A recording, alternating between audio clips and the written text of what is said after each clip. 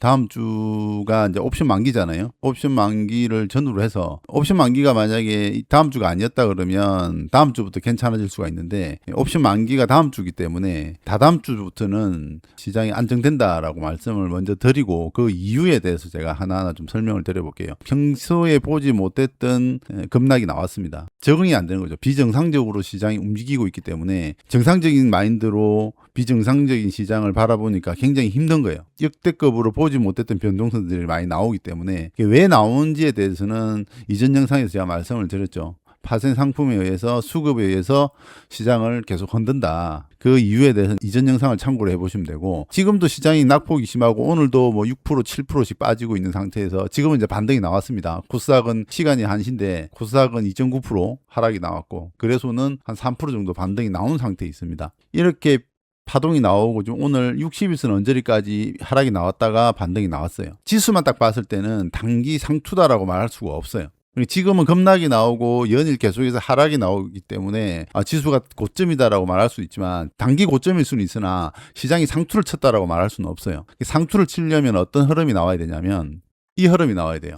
상승이 나왔다가 눌렀다가 다시 상승이 나오고 이렇게 나오면 그걸 뭐라고 합니까? 삼산이라고 그러죠. 헤드형 숄더라고 하죠. 삼산이 만들어져야만이 전고점을 넘어가지 않고 하락이 나왔을 때 금탁이 나오거든요. 안 나왔어요. 전고점을 뚫어놓고 하락이 나왔고 지금 단기적으로 봤을 때는 이렇게 N자의 목표치까지 하락이 나온 상태에서요. 하락이 나온 상태에서 60일선에서 지금 꼬리가 달려있는 상태거든요. 그럼 반등이 나왔다가 다시 이렇게 하락이 나올 수도 있습니다. 그런데 강력하게 지지를 해주고 있기 때문에 여기서는 더 하락보다는 좀 기간 조정에 들어가지 않겠나 이렇게 보는 거예요. 이번 다음 주 이제 옵션 만기 때 어떤 흐름이 나올지가 더 우리가 조심을 해야 되는데요. 다음 주에 만약에 큰 이벤트가 없고 아래 위로 흔드는 흐름은 변동성은 크더라도 60일선을 이탈하고 바로 회복만 시켜준다 그러면 지금까지 우리가 보지 못했던 변동성 장세는 이제는 한불 꺾인다라고 보셔야 돼요. 파생 상품에서 변동성이 만들어지면서 현물까지도 흔들어 제끼는 이 흐름은 일정 부분 좀 일단락이 될 가능성이 높다라고 볼 수 있는 거예요. 그 다음 문제는 이제 코스닥이죠. 코스닥은 거래소랑 차트가 완전히 다릅니다. 이렇게 계속 하락이 나왔어요. 이렇게 지그재그로 1, 3, 4, 5파동을 넘어서 이제 계속 하락이 나오는데 하락폭이 점점점 줄어드는 걸 좀 볼 수가 있어요. 거래소 같은 경우는 고점에서 지금 단기 조정을 주고 있지만 코스닥 같은 경우는 이미 하락이 나왔기 때문에 지금 하락폭이 점점 줄어들고 있습니다. 그렇다는 것은 저점이 다가오고 있다. 요 라인을 넘어가 주기만 하면 되는 거죠. 요 라인을 여기서만 추세선을 돌파를 해주면은 코스닥도 이제 점진적으로 좀 안정세가 올 가능성이 높다. 안 힘든 분들이 없어요. 다 힘듭니다. 그렇지만 이제는 점점 저점이 다가오고 있다. 정상적으로 시장이 반응할 수 있는 시기가 다음 주 옵션 만기 전후로 해서 나타날 가능성이 높다. 그래서 이번 주말에 너무 고민하면서 보낼 필요가 없다. 오히려 저 차트를 돌려보시고 바닥에서 턴하는 종목들 그런 종목들을 찾아서 관심 종목에 올려놓고 이제 체크를 해야 돼요. 자, 하이닉스 같은 경우도 추세선 하단에서 반등이 나온다 그랬죠. 우리가 이전 영상에서도 말씀드렸다시피 이 흐름을 보면 돼요. 여기가 매수 자리라고 그랬어요. 여기가 매수 자리고 여기서 매수해서 가져가시면 된다. 이런 자리에서 매수하면 안 된다 그랬죠. 이런 자리에서 매수하면 안 되고 추세선 왔을 때 추세선에 매수해서 가져가면 된다고 그랬죠. 여기서 매수를 했다 그러면은 반등이 나왔죠. 반등이 나오고 다시 빠졌습니다. 그리고 오늘도 급락이 나왔어요. 그럼 다시 또 어때요? 매수가까지 준단 말이에요. 그러니까 여기가 매수 타점이 되는 거예요. 직장인분들이나 삼성전자를 사서 장기로 끌고 가고 싶은 사람들은 어디서 사라고 했습니까? 여기가 매수자를 그랬죠. 230만 원.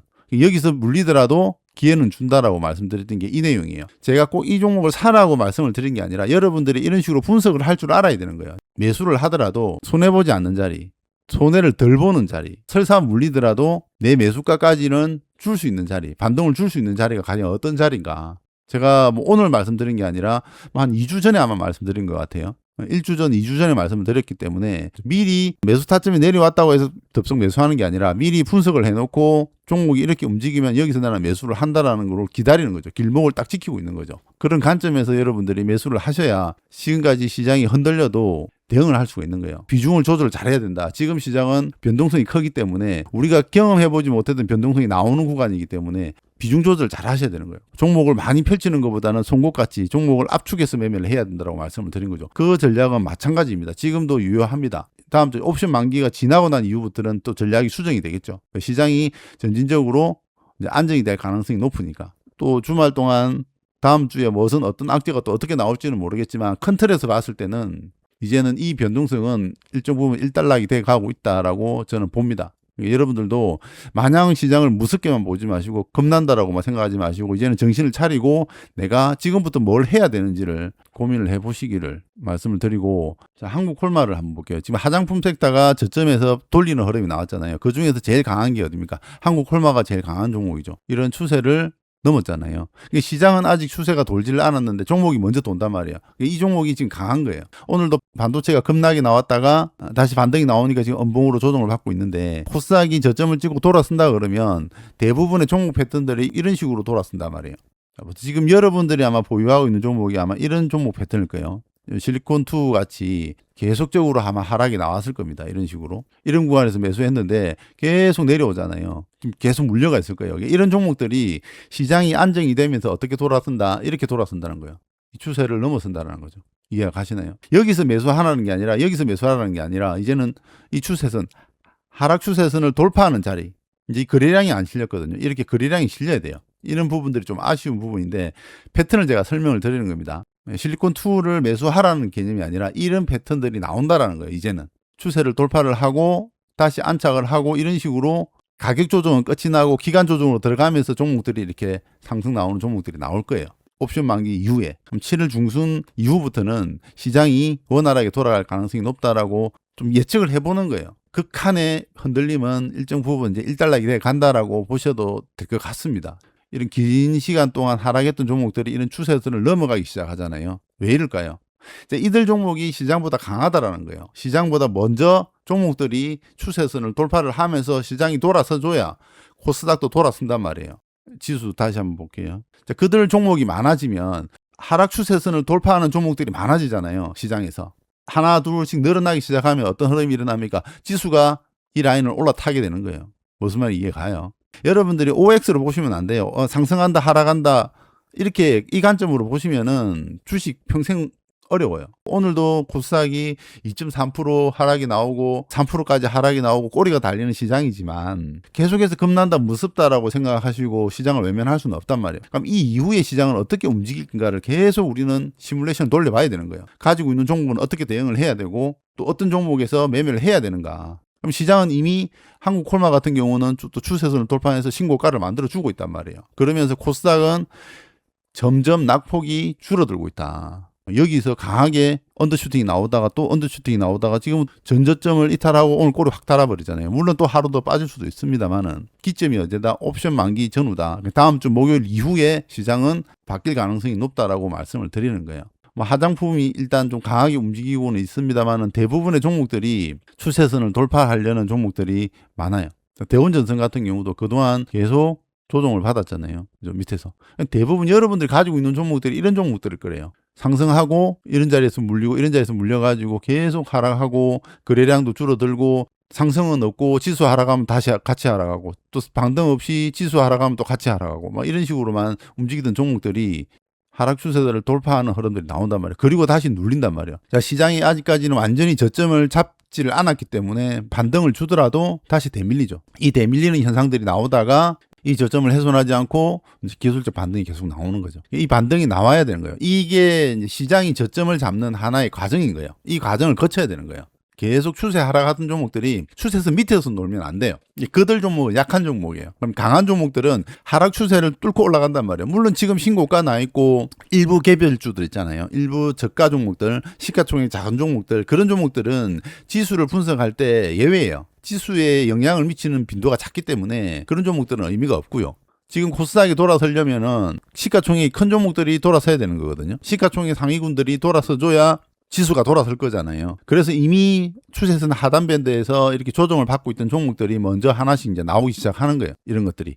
이런 자리에서 있던 것들이 반등을 주는 거고, 시장이 이제 서서히 변동폭을 줄이고 음봉의 길이가 점점점 줄어든단 말이에요. 그 정도로 이해를 하시면은 여러분들이 이제 어떤 종목을 어떻게 매매를 하셔야 되는지 아마 나올 거예요. 단기 매매는 무조건 신고가에 있는 종목들, 거래대금 많이 실리고 신고가에 있는 종목들을 제가 말씀을 드렸잖아요. 그렇게 매매를 하는 게 다 이유가 있는 거예요. 장세를 불문하고 신고가에서 있는 종목들은 강하다라는 거거든요. 추세선 하단에 있고 이평선 밑에 눌려 있고 계속 지지부진하게 거래량 없이 하락했던 종목들은 시장이 돌아서야 얘들이 같이 돌아서 주는 거예요. 추세가 이탈하면 된다 했습니까? 안 된다 했습니까? 추세가 이탈하면 안 된다 그랬죠. 여기서 가야 될 자리에서 못 가고 음봉으로 밀려버렸잖아요. 거래량도 실렸잖아요. 그럼 이거는 그래도 종목을 보유해야 됩니까? 제 영상을 끝까지 보신 분들은 알 거예요. 여기서 전고점을 뚫어주고 상승을 하고 안착을 해야 되는 자리에서 안착을 못하니까 그 다음날 바로 급락이 나와버리잖아요. 이런 것들은 차트를 보면 딱 이해를 하셔야 돼요. 이 자리가 지나고 보면은 아는 게 아니라 꼬리가 달렸잖아요. 급등이 나오고 계속 꼬리를 달리면서 전고점을 탈환을 못하고 전고점을 돌파 안착을 못하잖아요. 못하는데 거래량이 계속 실리잖아요. 그러면서 21선 위에서 계속 가려고 시도는 하지만 돌파 안착을 못하고 이 추세선을 이탈하니까 어떻게 됩니까? 급락이 나와버린 거죠. 물량이 다 쏟아져 나와버리는 거예요. 그래서 이 추세선이 그만큼 중요하다는 거예요. 종목을 선정하는 과정에서는 뭐 뉴스나 이슈를 보고 재료를 보고 종목을 선정을 하지만 최저가에 매수해야 되고 최고점에서 팔아야 되잖아요. 남들보다. 그러려면 차트 분석을 하지 않으면 안 된다는 거예요. 여기서 가야 될 자리에서 못 가고 거래가 실려버렸기 때문에 이탈이 나와버린 거예요. 만약에 여기서 거래량이 줄어들었다. 여기서 이런 식으로 거래가 줄어들었다 라고 가정하면 이런 흐름이 안 나오겠죠. 그렇지만 거래량이 많이 서면서 이탈이 나왔기 때문에 여기서 매도를 해야 되는 거죠. 그래서 전체적인 그림에서는 하단 밴드로 내려와 있기 때문에 또 살아있는 거예요. 단기 추세는 이탈했지만 전체 큰 그림이 주추세는 아직 살아있다는 거예요. 61선에서 지지하고 오늘 또 꼬리 날려주잖아요. 눌렀다가 또 얘들이 좀 고점을 탈환해 줄 수도 있는 거거든요. 그런 관점으로 이해를 하시면 될 것 같아요. 시장이 전체적으로 무너지면서 종목들이 다 같이 빠졌단 말이에요. 추세를 훼손했느냐 안 했느냐에 따라서 달리는 거예요. 그리고 훼손을 했다 하더라도 바로 또 살려주는 게 중요한 거거든요. 그러니까 하루 이틀 정도는 머무를 수 있지만 바로 또 반등이 나오고 꼬리가 달려주는 것들은 매수세가 들어온다라는 이야기이기 때문에 그런 관점에서 보시면은 좀 이해가 빠르겠다 말씀드리고, 대응하기가 힘든 건 맞아요. 그 안에서도 여러분들이 가지고 있는 종목들을 잘 분석하셔가지고 어떻게 대응할 건가, 이런 것들도 좋은 거죠. 단단하게 움직이잖아요. 추세를 살려놓고 움직이는 것들. 이런 것들이 직장인분들이나 초보자들이 이런 하단밴드 내려왔을 때 매수했다가 또 반등 나오면 팔고, 이런 게 지금 시장에서는 유효한 거예요. 그래서 너무 고점에 있는 종목 따라가지 말고 너무 또 추세선 밑에서 이렇게 하락하는 종목들을 저가라고 해서 매수하면 안 된다. 종목을 선정하고 매수하는 게 좀 까다롭습니다. 까다로울 수밖에 없어요. 왜냐하면 선택의 폭이 좁기 때문에. 이러다가도 또 내일 다음 주에 또 쏟아질 수도 있습니다만은 지수 흐름을 봤을 때는 저점을 만들고 61선을 잡아주는 흐름이 나오기 때문에 여기서도 보시면은 61선에서 이탈은 살짝 나오지만 바로 또 살려주잖아요. 강하게 꼬리를 달아주잖아요. 이런 것들이 지지를 하겠다라는 거거든요. 매수세가 들어오는 거고. 수급에 대해서 여러분들이 좀 착각하는 부분이 있는데, 자, 수급은 우리가 메이저 수급이죠. 기관 외국인이죠. 그럼 기관과 외국인들이 동시에 들어오면 제일 좋죠. 제가 수급이 좋다라고 이야기하는 거는 외국인과 기관들이 들어오는 종목들 좋다라고 하는 거거든요. 기관들은 많이 샀어요. 근데 외국인은 팔아요. 그럼 이게 좋습니까? 좋나요? 아니면 나쁜가요? 비중을 봐야 되는 거죠. 기관의 매수세가 크고 외국인들의 매수세가 작다. 그럼 괜찮은 거죠. 기관의 매수세가 적으면서 외국인의 매도세가 강하다. 이러면 안 좋은 거예요. 기관이 매수가 들어왔다고 해서 좋다 나쁘다라고 판단할 수 있는 게 아니라 그 매수 비중, 매도 비중을 봐야 되는 거예요. 그리고 차트를 패턴을 봐야 되는 거고, 이 수급 분석에 대해서는 따로 다음 시간에 한번 제가 말씀을 드리도록 하고, 기관과 외국인이 매수세가 들어온다 해서 무조건 좋다 무조건 나쁘다 생각하시면 안 돼요. 착각하시는 분들이 계시더라고요. 이게 아주 기본적인 이야기인데, 기관의 매수세가 비중이 어느 정도인지, 매도 비중은 어느 정도인지를 계속 체크를 해보셔야 돼요. 그 비중에 따라서 수급이 좋다 나쁘다를 판단할 수 있기 때문에 제 영상을 찾아보시면 아마 나올 겁니다. 한 1년 전에 아마 영상을 찍은 것 같은데, 메이저 수급에 대해서 관련해서 제가 자세하게 영상을 찍은 게 있으니까 그 부분을 찾아서 한번 참고해 보시면 될 것 같고요. 그리고 장세가 중요하다고 하는 거는, 자, 시장이 무너지잖아요. 그럼 오늘 10,000원에 매수할 거라고 했잖아요. 그럼 시장이 무너지는데도 10,000원에 매수해야 됩니까? 장세에 따라서 그 매수 타점이 시장의 흐름과 일치하는지 확인을 해봐야 되는 거예요. 이 부분도 댓글에서 질문을 많이 하셨는데, 다음에 영상으로 한번 제가 말씀을 드려볼게요. 예전에 다 몇 년 전에 말씀을 드렸던 내용이지만 또 새로 오신 분들이 그 부분이 궁금해가지고 아마 댓글을 좀 달아놓는 것 같은데, 그 부분도 제가 다음에 영상으로서 한번 말씀을 드리고요. 이번 주는 고생 많이 하셨습니다. 다음 주는 조금 더 나아질 때까지, 옵션 만기 전까지는 조금 더 긴장은 해야 되겠지만 이후로는 좀 시장이 안정되지 않겠나 이렇게 말씀드리고 오늘 영상은 여기까지 하도록 하겠습니다.